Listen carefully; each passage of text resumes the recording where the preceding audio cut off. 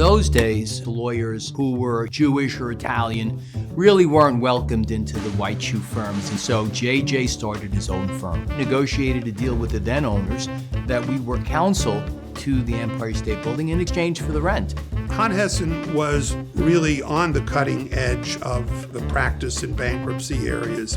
After the bankruptcy code had been amended, bankruptcy litigation and bankruptcy matters were no longer considered a backwater or unprofitable enterprise. So I started working at Hahn Hessen in 1979. Mr. Margolis was the one that had the biggest personality and reflected the culture of the firm. I came in 1981. You'd have hallways lined with electric typewriters. They're noisy. I started in 1985. In those days, I was working almost exclusively for George Hahn, who was J.J. Hahn's son.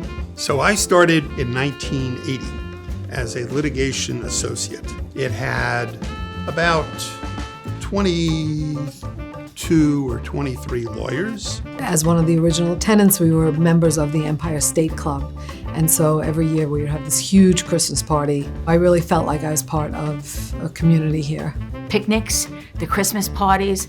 We had so much going on in the Empire State Building. Sample sales, we were running up and down the stairs telling the attorneys how great it was. They were getting stuff for their wives. Sample sales, up on 35. When I started at the firm, we were just beginning the second generation of lawyers taking over. We all chipped in. We did what we needed to do. We're good professionals. We're good at our craft. And September 11th that morning, we saw the plane go into the tower. It was a big deal, like to leave the Empire State Building and leave the Garment Center. Through another connection, Thompson Coburn came to us. We had our initial meeting with them. We were very impressed with the people, the character, but we weren't sure we wanted to merge with a Midwestern firm. Gee, my goodness, especially this is New York and we're going to Missouri. We're like, oh, they're a Midwestern firm, everybody's nice. And they said to us, you're New Yorkers, you're not supposed to be this nice. What sealed the deal for me was during the pandemic, nobody knew what was going to happen. We had to put a plan in place to reduce the staff. But ultimately, my partners decided that we were going to stick by our employees. But when I found out that TC, a much larger firm, did not lay off a single employee during the pandemic, and their partners had the same value system we did, and that to me said, the cultures will be a mesh. Now let's just see if everything else works.